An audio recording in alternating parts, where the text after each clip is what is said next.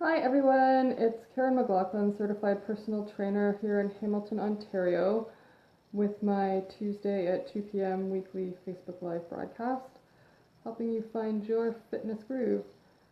And last week I was talking about that whole I don't have time to exercise excuse that I hear from, well, everybody.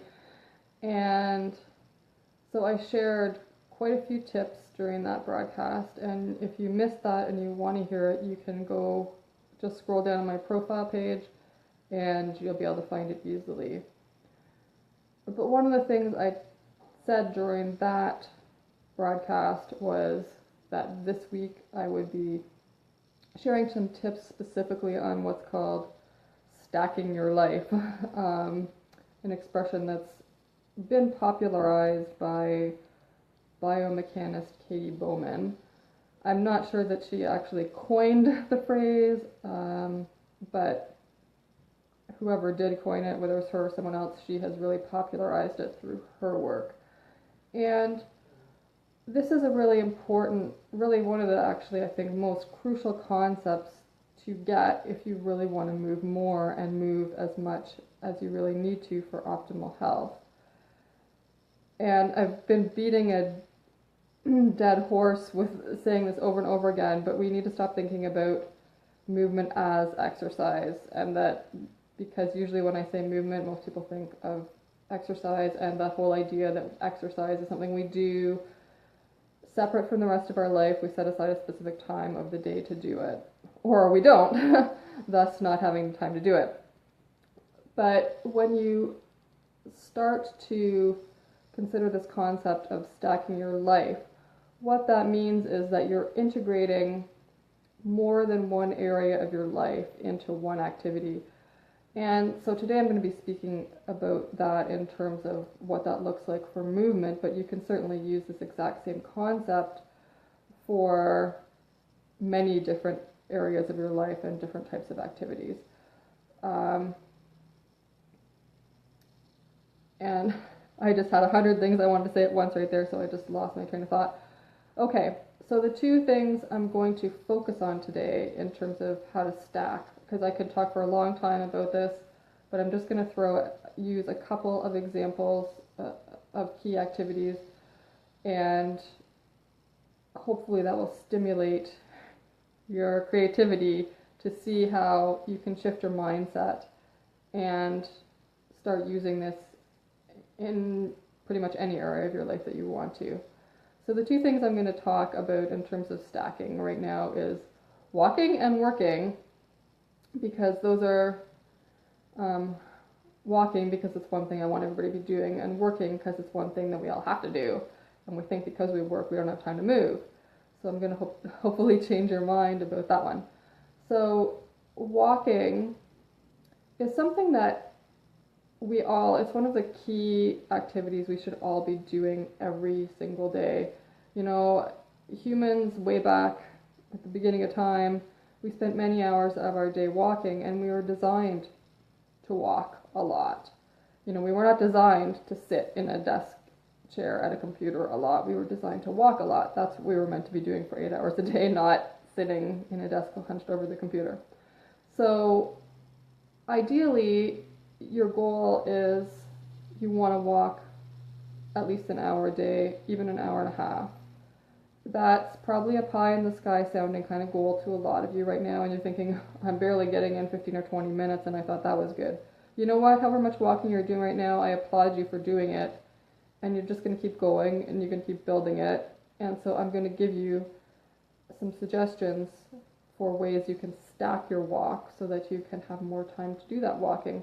And I have to, be totally transparent and say I am not even up to that hour to an hour and a half goal per day of walking yet. And I have been a little plagued with a stubborn injury that limited my walking endurance for a while, and it's getting better, and I'm gradually building it up.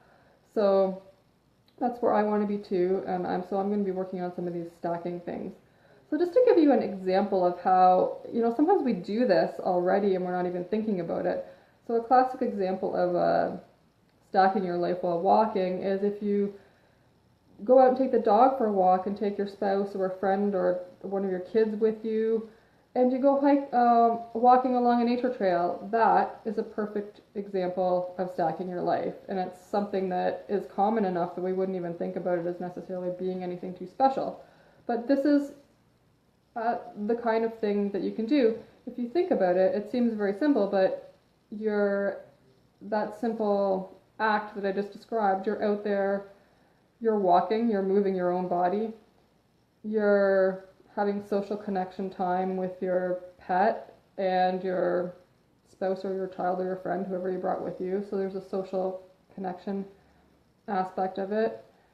And you're out in the woods together.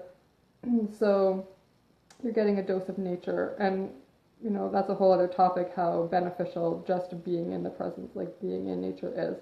So right there, it seems really, that doesn't seem like a huge deal to do that, but you're actually integrating several different areas of your life in that action. So this is the type of thing that we're talking about, and that's just an example that is pretty common, and most people would think, oh, well, that doesn't sound like anything special or anything too weird.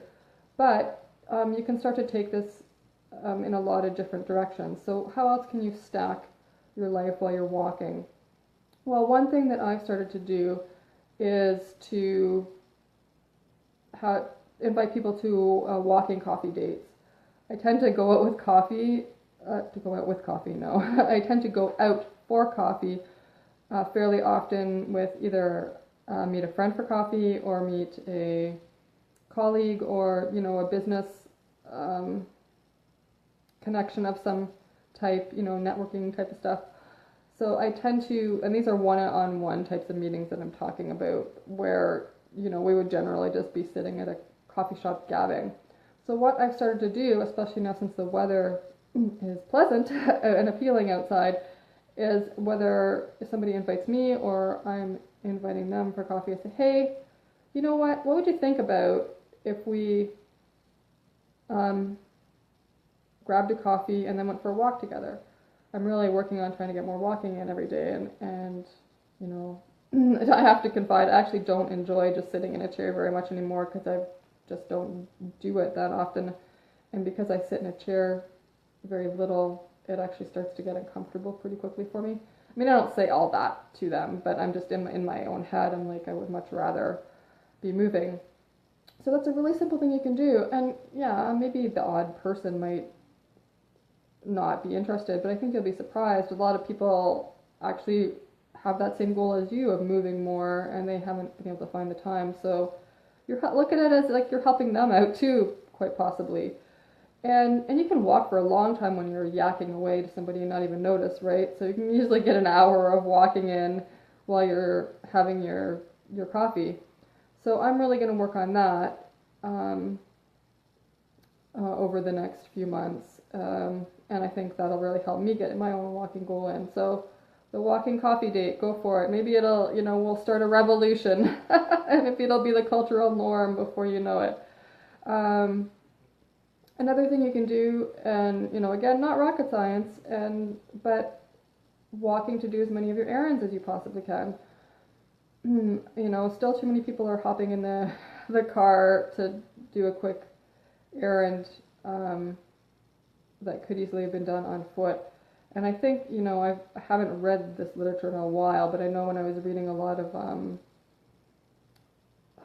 reduce your driving literature a few years ago, I think the typical car trip is less than 2 kilometers. The average car trip is less than 2 kilometers, which is a very easily walkable distance. I walk about an 11-minute kilometer, and I am a bit of a fast walker, but still, it doesn't take you very long to walk 2 kilometers. So start thinking, draw a 2 or 3 or 4, like I kind of have, I've expanded my range of what seems walkable to me as I get my walking endurance up. But, certainly if it's less than a 15 or 20 minute walk, you can do it. You can do it. And then you just build on it. Now, like, sometimes depending on how crazy my day is, I'll try and leave at least one day a week where I have a little bit, an afternoon that's not totally scheduled. Since I have time, if I consider that to be my errand running time as well, I might go for for 4.5 kilometers away from my house and then walk back. And so then I'm getting 8 or 9 kilometers in and hitting that goal of an hour to an hour and a half of walking. So just start to think, where can you go? Because I'm really lucky where I live. I live within a half-hour walk of the downtown of my city. So there's so much there that I can access. And plus I have a ton of stuff right in my own neighborhood, which isn't even that. I don't get enough walking in just because it's almost too convenient. Within 5-10 minutes of my house, I can access most of the things that I need. So running errands on foot as much as you can. And what I do is I walk to the furthest away point if I'm going to do a bunch of errands. Walk out to the furthest thing, get that stuff, and then start walking back if you got to pick up a few things. Because then you're going to have a bunch of bags, which is a good thing because then you're walking and you're carrying a load. So that's even more movement. So yay, errands are good. And walking for just general transportation. And I've talked about this before, but think about your commute. If you can't, most people aren't lucky enough to be able to walk all the way to work or back. I was lucky enough to be able to do that the last few years I was working because I didn't live very far from my last job where I wasn't self-employed. But if you can't do that, can you walk part way? What can you do about it? Like, be creative. It doesn't necessarily, if you're taking like public transportation to your job, if there's a stop that's really close to your house where you're going, can you use a stop that's a bit further away and walk to that and then take your transit? So there's creative ways to do this stuff. Just think about it and see if you can squeeze a bit more in that way. And I apologize if I'm sniffling a little bit. Some spring allergies have kicked in a little, and so I'm a little sniffly. I just heard myself sniffle, so sorry about that. Okay, other things you can do while walking. You can, if you're the type of person who has to call a lot of clients, or just make a lot of phone calls in general for your job, that's why we have smartphones. The technology has a lot of drawbacks to it, but this is one reason why a cell phone can be very useful. You can take it with you, you can start walking, and you can start talking.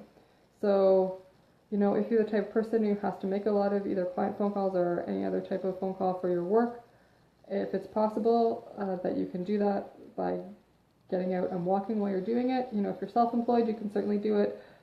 If you're not self-employed, depending on your employer's attitude, they may or may not be too happy with you doing that. But just see if you can find a way to do that.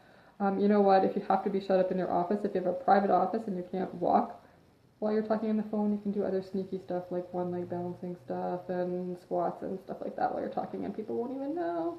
As long as you have a door you can close so that your colleagues don't see you doing it. But anyway, that was a little aside. But another way to stack. That was another way to stack while you're talking on the phone, not while you're walking. But anyway, see, all these things are so interrelated, it's impossible to talk about one thing without getting off on tangents, I find. Anyway, so phone calls of any kind, if you can do that while you're walking, great way to get some work done. You can also get your entertainment on while you're walking. You can listen, or education. I tend to listen to a lot of stuff for more learning purposes than pure entertainment, but you can listen to podcasts, you can listen to audiobooks, you can listen, if you missed some of my videos and you want to go back and watch them and you don't have time to just sit down, and there's no excuse for just sitting down and watching it, right, if you can be moving. So I'd be much happier to hear that you were walking and listening to me than sitting there staring. Probably get bored of my face after a while anyway, so you might as well just listen to it while you're walking. Okay, so lots of those types of information-rich things. You can listen to language stuff, like learning French or German or Spanish. You could do that while you're walking. Lots of stuff like that really lends itself well to walking. Another thing, and I got this idea from Cal Newport's book, Deep Work, which is a really interesting book. But I think there's so many books that I think are interesting. Anyway, so the idea is that he says, when he's trying to solve like a thorny problem with his work, he's a professor, I think a computer science professor. So he writes tons of research papers. And so if he gets really stuck and he's got some problem with his work that he's really puzzling over, he'll go for I think he calls it a deep thinking walk or something like that. So it's the only thing he allows himself to think about on this walk is this thorny problem that he has and how to solve it. And so if you have if you're a knowledge worker or something like that where you have really complicated, or maybe it's just a problem from your life in general that you want to solve, it doesn't have to be just about work. But this is another good thing to do while you're walking, is to take the opportunity to have a real deep think about something while people aren't bothering you because you're out walking by yourself. I thought that was a really interesting idea, and I know for myself, I don't necessarily do the pick a problem to really contemplate while I'm walking, but I tend to just go out for a walk, and then I will get all kinds of ideas about stuff. And, I guess sometimes those ideas end up being about how to solve a particular problem, but, I'll get ideas about what to do for a YouTube live video or something else that is helpful to me in some way. And so, walking really there's some connection between walking and our brain and our thinking. It's just a very helpful tool for thinking. And I tend to not do the podcast. I mean, some people love listening to all that stuff I just said, podcasts and audiobooks and that while they're walking. I tend to not do that because I tend to think of my walking a lot of the time. I want the mental break, and I just use it as kind of like a moving meditation. But then that's where I tend to get good ideas too. So you can also just look at it as, a meditative time for yourself. That's another way to stack it, really. Like, you do need quiet solitude. So walking can be a way to get that too. And another one is, while you're walking, you can add texture to your walk by making sure you're walking on varied surfaces. So that's just a way to get in some more things that are beneficial for your foot health, particularly if you're wearing really thick soles, you won't get so much out of it. But if you're wearing a more flexible soled shoe or barefoot shoe or walking barefoot on stuff, then you'll get a lot of benefit out of walking on texture. And of course, you don't go barefoot on stuff that's dangerous and sharp, right? Common sense. So those are just a few of the ways you can stack your walk. I'm sure there's plenty more that I haven't put out there, but I just wanted to throw out some possibilities for you and get you thinking about it, because we should be walking a lot. So these are ways we can get in more. Okay? So the other one that I wanted to talk about was stacking movement into your life while you're working. So we kind of went with a movement and it was how to stack other stuff around that, and now I'm going to talk a bit about how you can work and stack some movement into your work. And by work, I'm talking about basically working at a computer type of work. And I know not everybody does that, but a lot of us do spend a significant portion of our day working at a computer these days. So that's just the sort of low-hanging fruit that I'm going for here. And so not everything I'm going to say might be applicable to you depending on the type of job that you have. If you have like kind of a front desk sort of job where you're like on public display for the whole day, then some of these things might not be applicable to you. But if you're the type of person who goes home and also has to sit, or also has been used to sitting at home at the computer for quite a while, which most of us do, then if you can't do it during your workday, you can at least do it while you're using the computer at home. But I really want you to think hard about some ways you can get it into your workday too, because you have to move. You can't go 8 hours of just sitting at, not healthy. Okay, so here we go. So first thing, and I've mentioned this before, but you want to cycle back and forth dynamically between a standing workstation and a floor sitting workstation. So that's one way to start stacking. So I'm trying to split my time pretty evenly these days when I'm on the computer between standing workstation and floor sitting. I tend to do the standing when I'm just reading and responding to emails. If I need to do some work that entails pulling out like extra books and notes and stuff I'll do that during my floor sitting session, and usually the area around me by the time I'm done my floor sitting session is just kind of covered with debris of papers and books and calendars and stuff like that I've been using to do that work. So that's kind of how I do it. So I'm trying to switch back and forth no more than an hour, and that's probably even too long. Like ideally it should probably be a little bit shorter, but that's just generally what happens, is because I get really focused on something and then the time goes by, I don't notice. So I tend to cycle back and forth between the standing and seated floor station about every hour or so. And the nice thing about the floor sitting station is when you're sitting down, there's lots of different ways you can sit. So I tend to sit on, I have a meditation cushion, a really nice one, and so that tends to be what I sit on. If you don't have one of those, you can easily just, if you have some nice fluffy towels, 2 or 3 of those would be nice to sit on, something like that. And there's so many different positions that you can sit in when you're floor sitting versus sitting in a chair. There's not really that many permutations that you can use while you're actually working. So, I sit like just a traditional sort of cross-legged sit. You're getting external rotation in your hips when you're doing that. And you can sit in, if you know yoga, it's, hero pose, where sort of you've got your legs tucked under, like you're kneeling, but your legs you're not sitting directly on your legs, they're out to the side a little bit. So that way you're getting internal rotation of your hips. You can sit with your legs kind of out straight in front of you, making a little V, and then you're getting some stretch of your inner thighs. You can sit with one leg up and one leg, just play around with it. There's lots of different things you can do with your feet and your legs while you're sitting on the floor. So it just tends to inspire a lot more movement and a lot more variation in how you're moving your hip joint and your legs than it would if you were sitting in a chair. And while you're standing, there's lots of things I do at my standing workstation while I'm, if you're typing, your hands are occupied, but while I'm reading emails or things like that, I might do shoulder mobility work, because I don't need to be using my hands while I'm reading.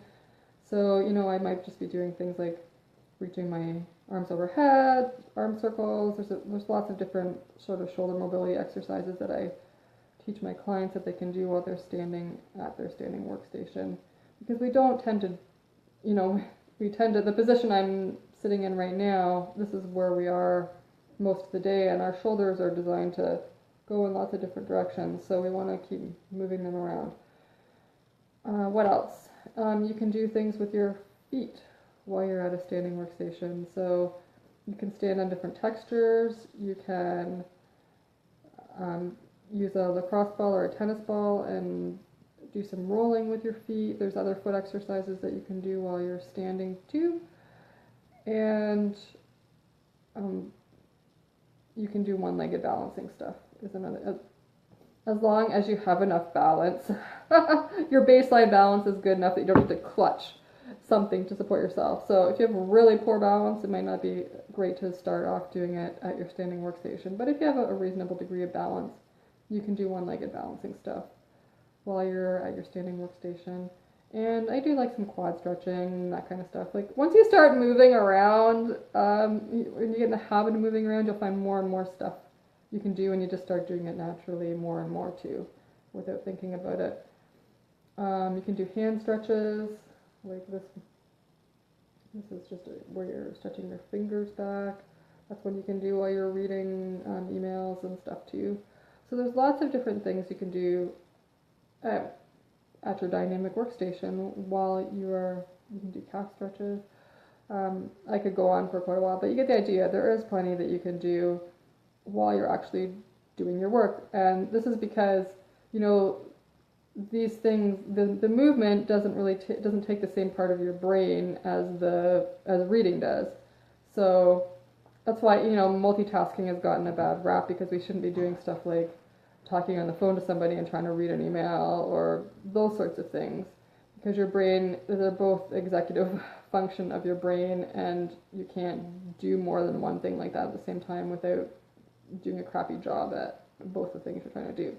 But you can certainly move your body while you're reading at your computer because it's not involving the same parts of the brain. So, you can really start to have fun with that. And again, I'm really sorry if you work in one of those horrendous, like, open plan offices where, like, everybody's exposed to everybody else, because I think they're dreadful in just about every way possible. But it makes it a little harder to do this stuff. Unless you have a really cool office where you can get everybody on board with it, and then you're all right. But anyway, as long as you have a little bit of privacy, you can easily do some of these things while you're working. What else did I want to say about this? I think that's about it in terms of working and stacking. Again, like a couple of the things I said about walking, returning phone calls, and that falls under the umbrella of work as well. So again, it's really just shifting your mindset, and then once you make the mindset shift, you'll find so many ways that you can incorporate movement into what you're already doing. So the other thing is just to start looking for more opportunities to move throughout your day. And again, once you shift the mindset, it gets easier. So thinking about stuff like some of the typical chores that we have to do at home, like I just lost my total train of thought. What was I going to say? Folding laundry. Yes, or doing laundry in general. So if you have a newer home, it's usually designed to make it really convenient and easy to do laundry, and it's, either really close to your kitchen or somewhere on the main floor anyway. So it's more convenient, but you get less movement in. So I live in a 92-year-old house where they didn't think about things like convenience back then. So our laundry is in the basement, and then my son's bedrooms are on the second floor, and then our bedroom is on the third floor attic space. So that's a lot of stairs between my bedroom and the laundry. But it's actually good because I'm hauling laundry up and down a lot of stairs, and that's movement. It's a good thing. And stair climbing is a really awesome movement. So it's good work. But so there's like the actual act of getting the laundry together and hauling it up and down the stairs. But when I'm folding it, there's other things that I do to get a bit more movement in as well. So one thing you can do is just take your whole basket of clean laundry and dump it out on the floor instead of on a table or a bed or something higher. So now you can squat or lunge down and pick things up and fold them. And so you're getting a lot of that type of movement in. And the other thing I like to do, and these things don't really take as much extra time as you might think. Like even carting the laundry up and down the stairs doesn't really take, what does that take, 2 more minutes? It's not that big of a deal. But the folding, this doesn't add that much extra time to do it down on the floor while you're squatting or lunging versus standing at a table. But you're getting more movement. You're moving all those joints and strengthening stuff and getting blood flowing, and you're still doing your laundry. It's amazing. Another thing I do with the laundry is I just will as I fold each item individually, I'll just take it to that person's room instead of making a whole stack and then taking it. I'll be like, oh, this is Nathan's shirt, and I'll take it to his room. Oh, here's the next thing. And then so I'll end up making a stack in their room of their stuff, but I'll carry each item individually as I'm folding it. Just gets a little bit more movement in. It really doesn't take that much more time at all, because I'm up on the second floor when I'm doing that, so I'm just walking from one room to the next, or maybe up the stairs to our bedroom in the attic.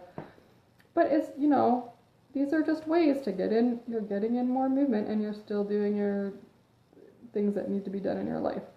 Another example is scrubbing floors. I've never actually liked scrubbing floors with a mop or anything like that.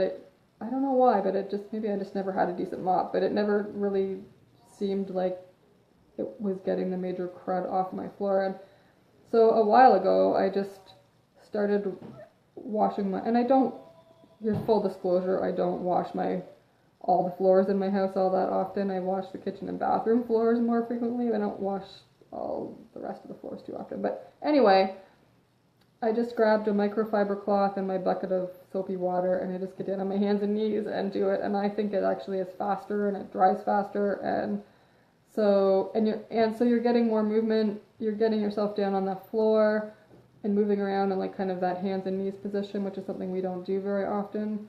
So it's great movement, and you're getting your floors clean too. So again, you're getting a job done, you're getting more movement in. There's tons of ways to do this. Grocery shopping. As long as you're not getting a massive cart full of stuff, but I tend to, because I'm on foot most of the time when I do groceries, so I tend to go more often and buy less at a time, because I live like one grocery store is like right around the corner from my house, so it's pretty convenient. Anyway, so instead of using a cart, grab the little basket and, challenge yourself to, you don't want to put so much stuff in there you break the basket, but you can get a pretty heavy basket of stuff in one of those little baskets. And cart that around to the store, and even put the heavier stuff in first and then walk around the rest of the store and get the lighter things if you really want to challenge yourself a little bit. So that's just another way to get more movement in when you're carrying a load. So look for, and then when you're carrying your groceries home, you can, if you have like 1 or 2 bags of groceries, you can carry them all on one side of your body and then all on the other side of the body.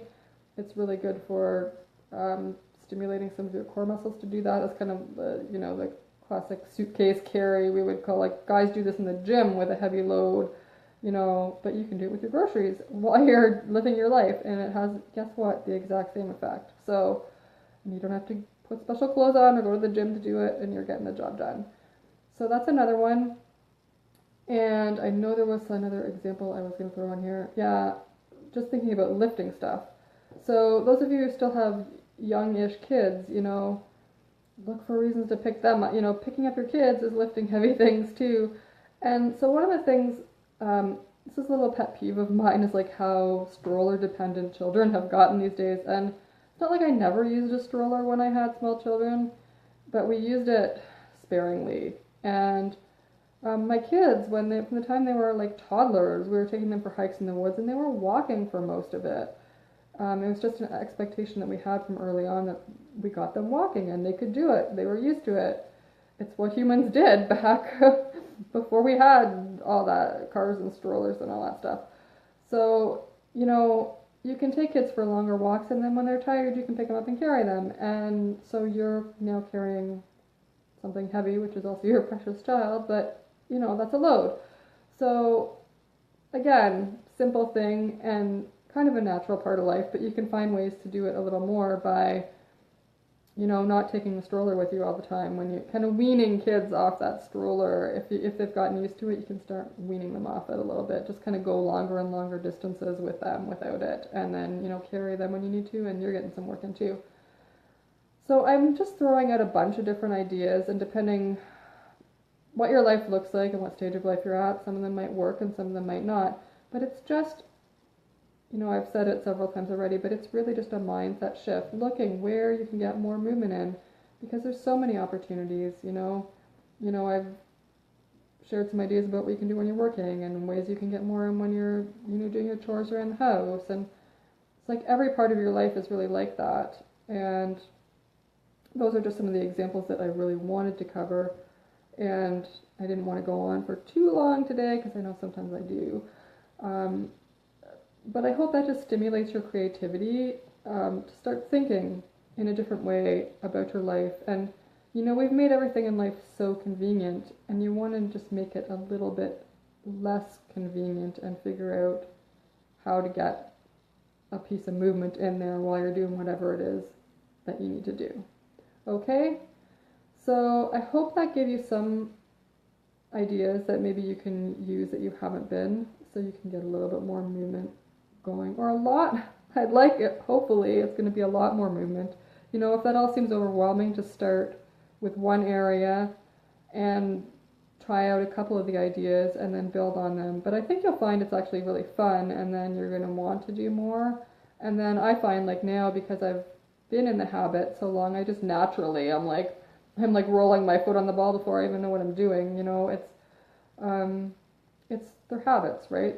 Just like I'm always harping about. And once you develop the movement habit, it will just happen more and more easily, and you'll do more and more of it. And hopefully you're going to start to feel way better. I mean, that's what this is all about, is the reason that you want to move more is it's going to help you have more energy, and your body's going to feel more comfortable. You're going to feel more comfortable in your body. You're going to have less aches and pains. You're going to have greater ranges of movement, and you're just going to feel good. So it's sort of, once you get into the cycle, hopefully you're going to be inspired to continue and do more, because you'll start feeling better and better. And usually people think, oh, I'm going to tire myself out, but the sort of, irony is not quite the right word, but most people think, you know, spending the energy on the movement is going to tire them out, but often what happens is getting more movement gives you more energy, and then you have more energy to do even more. So it's a really one of those virtuous cycles that I've talked about before. You know, once you start doing more of it, then it allows you to do even more. Before you know it, you're just going to be moving from dawn till dusk and beyond, right? I hope so anyway. And I think that's actually all I wanted to say today. If you have any questions or comments about that, please leave them below, or if you want to do it privately, feel free to private message me or email me, yourfitnessgroove@gmail.com. And actually, if you want many more great examples of what I've been talking about, well beyond what I've even said, the hashtag Stack Your Life is pretty popular now on Facebook and Twitter and Instagram too. So go to your favorite social media, plug in that, and you'll probably get a ton more ideas. And if you come up with something really clever, I'd love to hear about it, because I'm always trying to share more creative ways for people to get movement into their day. So you're all just equally as brilliant as I am, at least, I'm sure. So, you know, if you hit upon something that really works for you, I would love to hear about it. Okay, so that's it for this week. And next week, I am actually going to spend talking, I promise. Last week, when I posted about my Facebook Live, I said I was going to talk about walking this week, and I kind of did in a stacking your life aspect. But I'll be talking more just about the benefits of walking and why we should do a lot of it. That'll be coming up next week on my Facebook Live. Okay, guys? So up until then, have a great week. As always, just get in touch with me. If there's anything you think I can help you with, I'm happy to do that. That's what I'm here for, well, with your health and fitness related stuff. I don't want to know about how your brother-in-law is driving you crazy. I got enough problems like that of my own. Not that I don't love my brother-in-laws, but anyway, I digress. Have a great week, and please, if you got something out of this video, if you could share it, I would really appreciate it, because then all your friends could benefit from it too. Okay, take it easy, have a great day, and I'll see you next week at 2 p.m. Eastern on Tuesday. Okay, bye for now.